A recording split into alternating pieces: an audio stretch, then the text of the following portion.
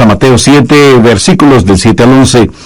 Estas son palabras de Jesús, y Él las dijo en forma clara y sencilla. Así que no hay ninguna razón para dudarlas, sino más bien para creerlas. Pedid, y se os dará. Buscad, y hallaréis. Llamad, y se os abrirá. Porque todo aquel que pide, recibe. Y el que busca, halla. Y al que llama, se le abrirá. ¿Qué hombre hay de vosotros que si su hijo le pide pan, le dará una piedra? O si le pide un pescado, le dará una serpiente? Pues si vosotros, siendo malos, sabéis dar buenas dádivas a vuestros hijos, ¿cuánto más vuestro Padre que está en los cielos dará buenas cosas a los que le piden? Hagamos 3 divisiones fáciles de este mensaje al pensar en los principios de la oración. Primero, la razón para la oración. En mi vida he meditado mucho acerca de la razón para orar. ¿Por qué Dios quiere que oremos? Jesús enseñó en forma sencilla y clara que nuestro Padre Celestial sabe de las cosas que tenemos necesidad aún antes de que las pidamos, ¿verdad? Entonces, ¿por qué tenemos que decirle lo que necesitamos? ¿Y por qué tenemos que pedirle lo que Él ya ha determinado darnos? Porque nos ama. ¿Alguna vez usted ha pensado en el misterio que significa la oración? Por último, ¿por qué oramos? Veamos Mateo 6, los versos 7 y 8. Y orando, no uséis vanas repeticiones como los gentiles que piensan que por su palabrería serán oídos. No hagáis, pues, semejantes a ellos, porque vuestro Padre sabe de qué cosas tenéis necesidad antes de que vosotros le pidáis. En estos versículos aprendemos ciertas cosas. Primero, no oramos para impresionar a Dios. Usted no tiene que ser un Cervantes o un experto en el idioma español. Tampoco tiene que ser un poeta para utilizar un lenguaje florido. Usted, por mucho que se esfuerce, no puede orar para impresionar a Dios. Segundo, usted no ora para informar a Dios, porque el Padre Celestial conoce cuáles son sus necesidades. Tercero, oramos a Dios para invitarle a que trabaje en nuestro corazón y en nuestra vida. Y si alguien me pregunta, pastor, ¿por qué debemos hacer eso? Permítame darle 3 razones para hacerlo. Primero, es lo que yo llamo el factor delicia. Verá, Dios quiere que le amemos y quiere tener comunión con nosotros. Dios puede administrar este universo sin nuestras oraciones. Pero si Él lo hiciera así, usted y yo no tendríamos el privilegio de trabajar con Él y tener comunión con Él. En el capítulo 15 de Juan, Jesús se refirió a sí mismo como la vid verdadera, y nosotros somos los pámpanos. Y en Juan 15:4 Jesús dijo, permaneced en mí y yo en vosotros. Como el pámpano no puede llevar fruto por sí mismo si no permanece en la vid, así tampoco vosotros si no permanecéis en mí. Jesús está haciendo énfasis en la realidad y la necesidad que tenemos de permanecer en Él, porque sin Él nada podemos hacer. Y en el verso 7 Jesús dijo, si permanecéis en mí y mis palabras permanecen en vosotros, pedid todo lo que queréis y os será hecho. La oración es la manera que tiene Dios de que nos peguemos a Él. Es una manera de que nosotros habitemos en Él y Él en nosotros hasta que tengamos la misma clase de unión, de fusión que existe entre la vid y los pámpanos. Nosotros no lo podemos hacer sin Él y Él no quiere hacerlo sin nosotros. Una vez recibí la llamada del rector de un colegio invitándome a que vaya a dar una serie de mensajes. Yo le dije que me hubiera gustado mucho hacerlo, pero que mi agenda no me lo permitía. Y él me dijo, si le mando un piloto, vendría. Y yo, titubeando, le dije que no estaba seguro. Y me dijo, tenemos un piloto muy bueno, es piloto de un avión jet. Bueno, terminé aceptando la invitación. Y fui al aeropuerto, al lugar señalado, y sí, ahí estaba el piloto. Pero el avión no era ningún avión jet, sino una pequeña avionetita que parecía de juguete.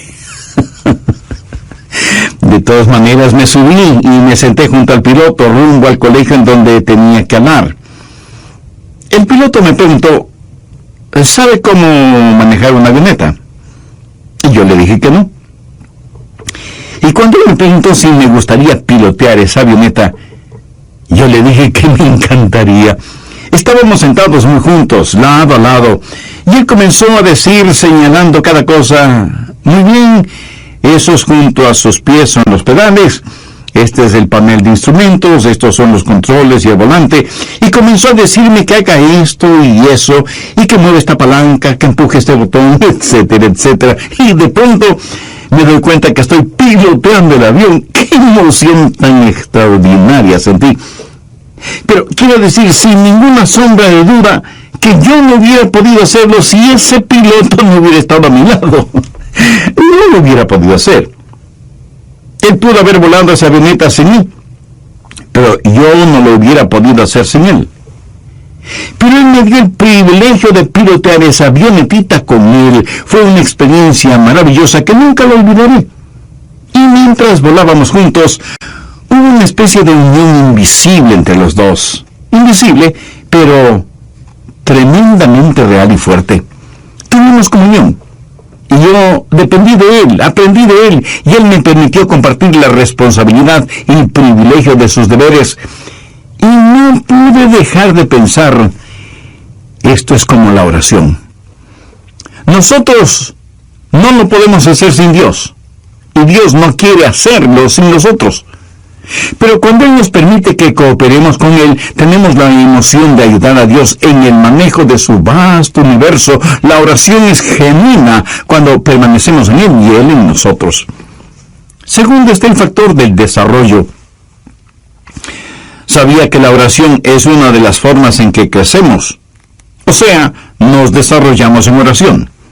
Veamos nuevamente Juan 15:7. Si permanecéis en mí y mis palabras permanecen en vosotros, pedid todo lo que queréis y os será hecho. Algunas veces oramos y parece que no llega ninguna respuesta. Y comenzamos a estudiar la palabra de Dios, comenzamos a buscar el rostro de Dios, y empezamos a crecer en gracia y en el conocimiento de nuestro Señor y Salvador Jesucristo, hasta que llega la respuesta que puede ser sí, no o espera. Un jovencito puede tener un interés particular por una muchacha y quiere tener una cita con ella. Así que le pide una cita y ella le dice que no. Y él se pregunta, ¿por qué no querrás salir conmigo? ¿Será que tengo mal aliento? Así que presta más atención a su higiene dental. Y le vuelve a pedir una cita y ella nuevamente le dice que no. Ahora él se pregunta, ¿será cuestión de mi aspecto en general? Y pone más atención en tener las uñas limpias, en cortarse el pelo y en ponerse ropa limpia. Luego le pide a la chica salir con él y nuevamente ella le dice que no. El pobre muchacho está desconcertado y piensa, debe ser algo más. Tal vez mis modales. A lo mejor la forma en que como. Y él mejora notablemente sus modales sociales y nuevamente, ya casi sin ninguna esperanza, él le pide a la chica que salga con él y para su sorpresa, ella le dice que sí. ¿Qué sucedió? Que en todo ese proceso de querer salir con ella, él estuvo mejorando su manera de ser, sus modales, su aspecto físico, tratando de que ella le acepte. En otras palabras, él estuvo creciendo en forma integral. Y eso es exactamente lo que la oración hace. Pedimos a Dios algo y no tenemos respuesta. Y pedimos otra vez y decimos, Señor, ¿será que tengo egoísmo en mi vida? ¿Será mi falta de fe? ¿Será mi poco interés en estudiar tu palabra? ¿Será mi falta de entrega y compromiso contigo? Mi amigo, la oración no solo es una delicia, sino que también es una forma de desarrollo. Nos ayuda a crecer en la gracia y conocimiento de nuestro Señor y Salvador. Tercero está el factor de dependencia. Dios nunca quiere que vivamos independientemente de Él. Si Dios fuera a hacer las cosas por nosotros en nuestras oraciones, fracasaríamos en tener la clase de dependencia que debe existir entre la vid y los pámpanos.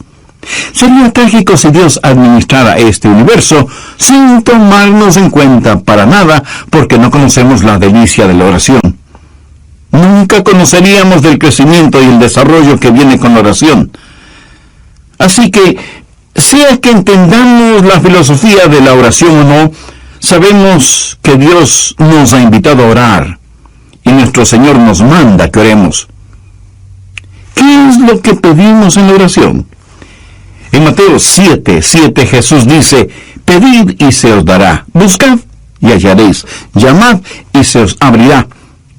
Observemos esto. Primero, pedid. Simplemente pedir. Dios nos ordena que pidamos. ¿Sabe usted que el gran problema en la oración no es la oración no contestada, sino la oración no ofrecida? Miremos lo que dice Santiago 4:3. Pedís y no recibís. Jesús dice que debemos pedir. La oración no ofrecida no solo es una tragedia, sino también un pecado. En Lucas 18:1, Jesús se refirió a la necesidad de orar siempre. Y también enseñó que debemos velar y orar. Anota el margen en Filipenses 4:6. Por nada estéis afanosos, si no sean conocidas vuestras peticiones delante de Dios en toda oración y ruego con acción de gracias. La oración debe ser algo tan natural, tan normal como el respirar. Pablo dijo que debemos orar por todo, porque si le interesa a usted, también le interesa a Dios. Ahora, si usted no puede orar por algo, o sabe que sería erróneo orar por algo, entonces también es erróneo el hacerlo. No divida su vida entre lo secular y lo sagrado. No diga: bueno, oraré si voy a predicar un sermón, pero no tengo que orar cuando voy de pesca. ¿Cree usted que hay algo de malo en orar a Dios cuando va de pesca? ¿O cuando va a jugar su deporte favorito? ¿O cuando invierte tiempo en sus pasatiempos? Años atrás, junto con unos amigos, estuve en Cabo Cañaveral, en la Florida. Estuvimos pescando. No había ido de pesca por mucho tiempo. Tenía mi caña de pescar, mis anzuelos, la carnada, absolutamente todo. Y en el lugar en donde fuimos a pescar, yo estaba un poco lejos de mis amigos, con el agua hasta mis rodillas. Y a la distancia podía escuchar las voces de mis amigos atrapando peces. Y yo no pescaba nada. Y oré y dije: Señor, no estoy pescando nada, mientras que mis amigos aparentemente sí lo están haciendo. Señor, tú sabes que he estado trabajando muy fuerte y que a los tiempos vengo a pescar. Ayúdame a pescar, no un pez chiquito, sino uno realmente grande. Y lancé una vez más el anzuelo con la carnada en el agua. De pronto, la línea se tensó, y yo también. Entusiasmado comencé a enrollar la línea y de pronto la trucha más grande que he visto en mi vida estaba frente a mí. Era una trucha que pudo haber ganado cualquier concurso por peso y tamaño. Unos momentos antes le había pedido a Dios que me ayude a atrapar un pez grande. Y ahí estaba un pez no solo grande, sino enorme. ¿Sabe lo que hice de inmediato? Le agradecí a Dios y le dije: Señor, eso fue formidable. Déjame atrapar otro más. Y Dios me bendijo 3 o 4 veces más. Ahora, usted puede pensar que eso fue un poco frívolo. Permítame decir algo. Ninguno de nosotros tiene nada que hacer si es que no podemos orar por lo que hacemos, no importa lo que sea. Si usted no puede orar por algo, entonces no tiene por qué hacerlo. Si algo usted no le puede pedir a Dios, entonces no tiene por qué desearlo. La Biblia dice: en todo con oración y súplica. ¿Puede usted pensar en algo que sea demasiado grande para Dios o demasiado pequeño para que no lo note o para que lo note? Piénselo. Pablo en Filipenses 4:6 dice: por nada estéis afanosos, si no sean conocidas vuestras peticiones delante de Dios, en toda oración y ruego, con acción de gracias. Así que debemos pedir, y alguien me preguntará: pastor, ¿y qué si quiero algo incorrecto? Bueno, usted no pide lo incorrecto, pero sí le puede decir a Dios: Señor, estoy anhelando algo que es incorrecto, ayúdame a eliminar ese deseo de mi corazón. No importa lo que sea, preséntelo a Dios en oración. Nuestra responsabilidad es el pedir. La responsabilidad de Dios es el dar, siempre y cuando nuestro pedir sea de acuerdo a su voluntad. Pero no solo debemos pedir, sino que también debemos buscar. ¿Qué quiero decir con discernimiento? No solo que debe haber deseo, sino también discernimiento.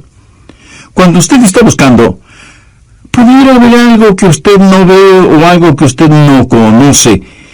Y si usted está buscando algo, quiere decir que es algo que está perdido o no se sabe. Y usted está tratando de encontrarlo, de saberlo. Podríamos decir, está tratando de descubrir algo. Amigo, amiga, ¿ha descubierto ya la realidad de Dios en su vida? Para que pueda orar a Dios, primero tiene que conocer a Dios, y para conocer a Dios usted debe haber recibido en su corazón al Señor Jesucristo como su Salvador y Señor personal. Si aún no lo ha hecho, lo puede hacer este mismo momento. Arrepiéntase sinceramente de sus pecados. Agradézcale a Jesús que Él derramó su sangre en la cruz para perdonar sus pecados. Y en 3. Pedís y no recibís, porque pedís mal. Si usted pide por algo erróneo, Dios no le va a bendecir. Dios no le va a dar. Podría ser que usted tenga una motivación egoísta. Pedís y no recibís, porque pedís mal, para gastar en vuestros deleites. Yo puedo pedir por necesidades personales, pero no puedo pedir por necesidades egoístas. Y pudiera ser que Dios mismo quiere que busque. Antes de darme lo que Él quiera darme, Él quiere que yo quiera más de Él que aquello por lo cual estoy pidiendo. Por eso Santiago 4:8 dice: acercaos a Dios, y Él se acercará a vosotros. Así que pudiera ser que Dios quiere que yo me acerque a Él y que le busque, y que deje de practicar oraciones tibias o totalmente vacías. Dios hace negocios con aquellos que seriamente quieren hacer negocios. Pudiera ser que Dios quiera que yo busque su poder, que viene por medio de la pureza, de acuerdo a lo que dice Santiago 5:16, la oración eficaz del justo puede mucho. Ahora note la progresión: deseo, discernimiento y determinación, pedir, buscar y golpear o llamar. ¿Dónde golpea? En una puerta que está cerrada. Y cuando ora, debe mantenerse orando hasta que se abra la puerta. Eso sí, hay barreras que tenemos que vencer cuando oramos. Golpear. Este verbo está en tiempo presente y literalmente significa mantenerse golpeando. Pero a veces la respuesta de Dios es diferente. Pedimos una cosa y Él nos da otra. Y de hecho, a veces Dios nos niega ciertas cosas. Le pedimos algo y Dios nos dice: no, eso no es bueno para ti. No quiero que lo tengas. Estás pidiendo por un motivo equivocado. Por cierto, en algunas ocasiones la respuesta de Dios puede demorar. Y de eso estoy hablando este momento. Tenemos que golpear y mantenernos golpeando la puerta. Yo sé que esto es un poquito difícil de entender, pero es una verdad bíblica. Voy a tratar de ampliar este asunto de golpear o llamar. Busque Lucas 11:5. Jesús aquí está hablando acerca de la oración, y en Lucas 11:1 los discípulos le dijeron: Señor, enséñanos a orar. En todo esto el tema es la oración. Primero el hombre llamando, golpeando la puerta de su vecino, de su amigo, para pedirle que le preste un poco de pan. Está llamando a la puerta de alguien que conoce y que le ama. Y le dice, tengo una necesidad, tengo visitas inesperadas, pero no tengo nada para darles de comer y me sentiré muy avergonzado si no puedo servirles algo. Préstame 3 panes. ¿Qué es lo que sucedió? Veamos Lucas 11:7.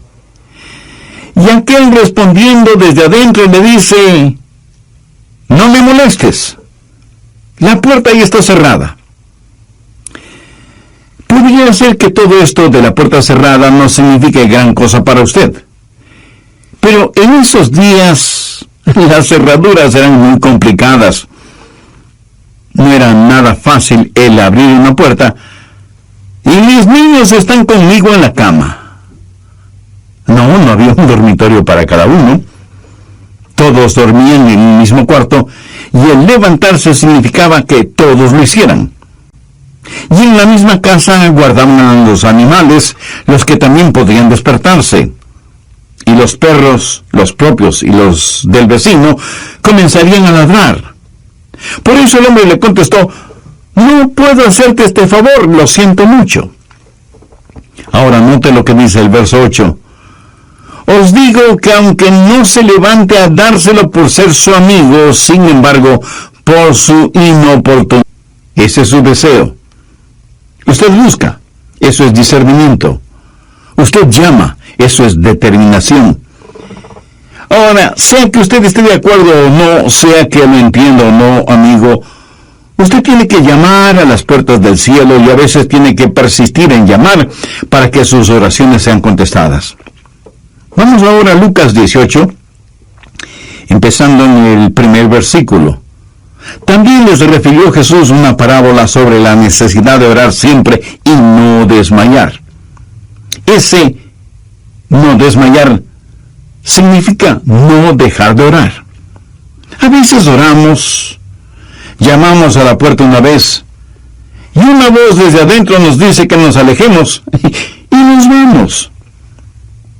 Dios no quiere que nos alejemos, Dios quiere que nos mantengamos pidiendo, buscando, llamando.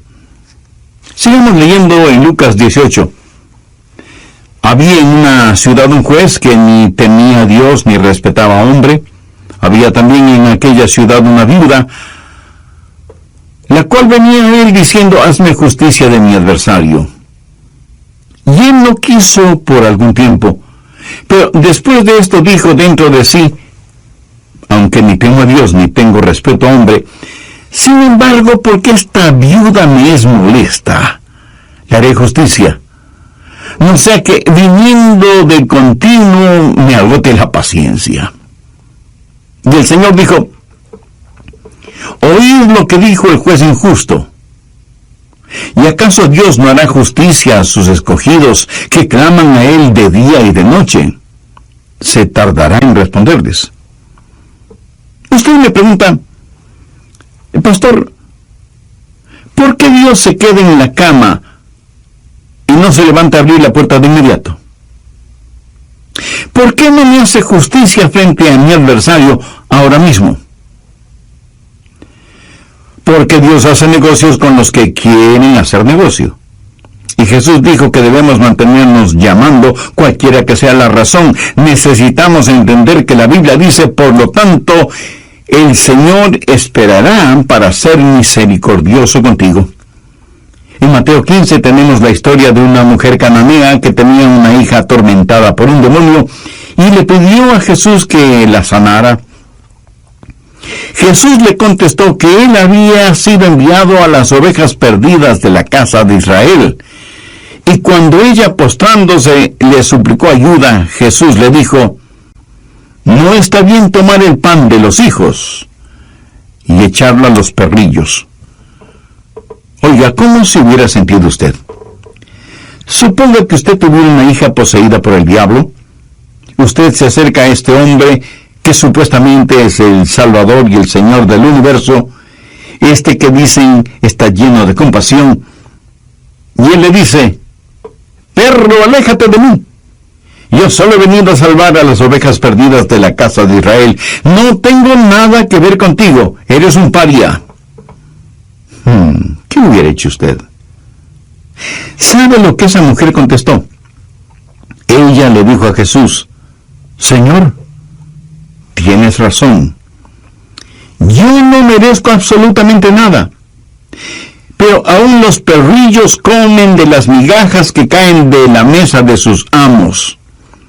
Entonces, respondiendo, Jesús dijo: Oh, mujer, grande es tu fe. Hágase contigo como quieres. Y su hija fue sanada desde aquella hora. Tal vez alguien me pregunte: Pastor, ¿por qué está comparando a Dios con un vecino egoísta? ¿Por qué está comparando a Dios con un juez injusto? ¿Por qué le compara con una persona intolerante? Recuerde que lo relatado en Mateo 15 son acciones y palabras de Jesús. Pero Jesús no está diciendo que Dios es un juez injusto, o que es un vecino egoísta, o que no tiene respeto por las personas. Pero lo que la Biblia enseña es que necesitamos persistir en la oración. Necesitamos pedir si es que queremos recibir, y necesitamos buscar. ¿Hay algo que Dios está tratando de enseñarnos aquí? ¿Hay alguna pieza en este rompecabezas que no necesitamos? Y cuando pedimos y cuando buscamos, entonces llamamos y seguimos llamando. En Primera de Reyes 18, Elías oró y cerró las fuentes de los cielos, y no llovió sobre la tierra por algunos años. Y luego Dios le dice a Elías que vaya donde el rey Acab y le diga que la lluvia vendrá. Leamos desde el verso 41 de Primera de Reyes 18. Entonces Elías dijo a Acab: Sube, come y bebe, porque una lluvia grande se oye. De paso, recuerde que por años no había caído ni una sola gota de lluvia. Acab subió a comer y a beber. Y Elías subió a la cumbre del Carmelo y postrándose en tierra puso el rostro entre sus rodillas y dijo a su criado: Sube ahora y mira hacia el mar. Y él subió y miró y dijo: No hay nada. Y él volvió a decir: Vuelve 7 veces. Aquí está un hombre que ya sabía que iba a llover porque Dios se lo había dicho. Pero él ora no solo una vez, sino 7 veces. Y a la 7ª vez su criado le dijo: Yo veo una pequeña nube como la palma de la mano de un hombre que sube del mar. Y él dijo: Ve y di a Acab: Unce tu carro y desciende, para que la lluvia no te ataje. ¿Por qué Dios no envió? Ni usted ni yo sabemos cuándo es ese día.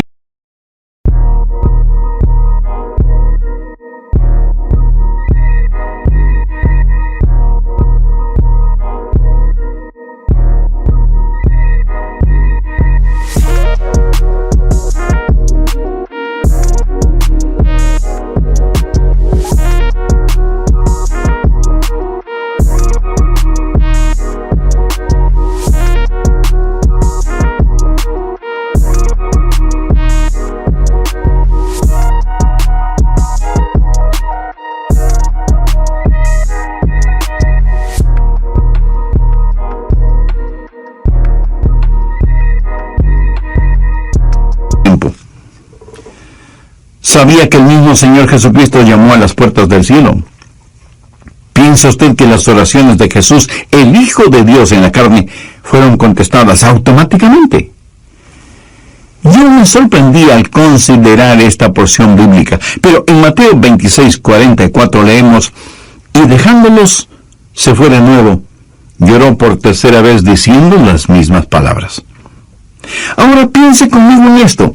Jesús oró por 3ª vez diciendo las mismas palabras. Aquí hay un misterio y una verdad, sea que lo entendamos o no, y es: nosotros debemos mantenernos llamando. pedir, buscar y llamar. Y si alguien me pregunta, pastor, ¿hay un momento cuando dejamos de llamar? Por supuesto que sí, cuando la puerta se abre. O sea, cuando recibimos lo que hemos pedido. O cuando tiene la seguridad en su corazón, aunque todavía no tenga en su mano lo que pidió. O cuando Dios le dice sencillamente, no. El poderoso apóstol Pablo quería algo. Y dice que por 3 veces le pidió a Dios. Y Dios prácticamente le dijo, no te voy a dar lo que estás pidiendo. En palabras de Pablo, él tenía un aguijón en la carne. Y en 2 Corintios 12:8 dice, respecto a lo cual 3 veces he rogado al Señor que lo quite de mí. Pero Dios le dijo, Pablo, escucha, no te voy a dar lo que me pides, pero en cambio, te voy a dar de mi gracia. Y Pablo dejó de llamar. Él no oró una 4ª vez al respecto. ¿Cuándo usted deja de orar? Cuando la puerta se abre y usted tiene lo que ha pedido, o cuando lo tiene en su corazón y Dios le da esa seguridad. Hay una necesidad por la cual usted pide, hay un discernimiento que usted busca y hay una determinación a la que usted llama. Creo que muchos de nosotros no somos persistentes en la oración. Permítame decir algo más sobre este llamar. En un sentido, usted puede decir que Dios contesta todas las oraciones. Algunas veces su respuesta es sí. ¿Alguna vez usted le ha pedido algo a Dios y Él le ha concedido eso casi de inmediato? Estoy seguro que muchos de ustedes habrán sido bendecidos de esa manera. Mi amigo, hay cosas y circunstancias que de ninguna manera pueden ser simple casualidad, y que la única explicación racional es que son las respuestas directas de Dios a nuestras oraciones. Pero a veces la respuesta de Dios es no. Es cuando Dios dice, estás pidiendo algo erróneo, no te lo voy a conceder. Recuerde que Dios lo sabe todo, y aunque usted piense que lo que está pidiendo es bueno, Dios sabe que no lo es, y por eso no se lo da.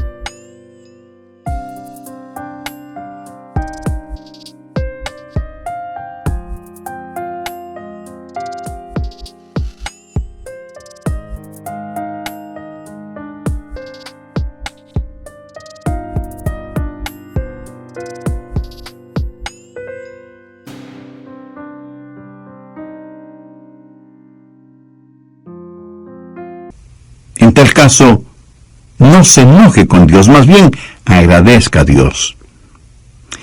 Y algunas veces la respuesta de Dios es, espera. Es cuando Dios dice, voy a darte lo que pides, pero tienes que aprender a depender en mí. Estoy ayudándote en tu desarrollo. Y muchas veces cuando Dios no nos da aquello que le pedimos, por lo general nos da algo que es infinitamente mejor de lo que nosotros pedimos. Ahora, ¿cuáles son las recompensas de la oración? Regresemos al capítulo 7 de Mateo. ¿Cómo sabemos que Dios va a contestar la oración? Veamos Mateo 7, verso 8. Porque todo aquel que pide, recibe, y el que busca, halla, y al que llama, se le abrirá. Si usted pide con fe, si usted busca con discernimiento, y si usted es persistente, sus oraciones serán contestadas. Y Jesús ilustra esta verdad. ¡Qué gran maestro fue Jesús! En Mateo 7, en los versos del 9 al 11, Él dice: ¿Qué hombre hay de vosotros que si su hijo le pide pan le dará una piedra? ¿O si le pide un pescado le dará una serpiente? Pues si vosotros, siendo malos, sabéis dar buenas dádivas a vuestros hijos, ¿cuánto más vuestro Padre que está en los cielos dará buenas cosas a los que le pidan? Ahora, ¿por qué debemos tener la seguridad de que Dios va a contestar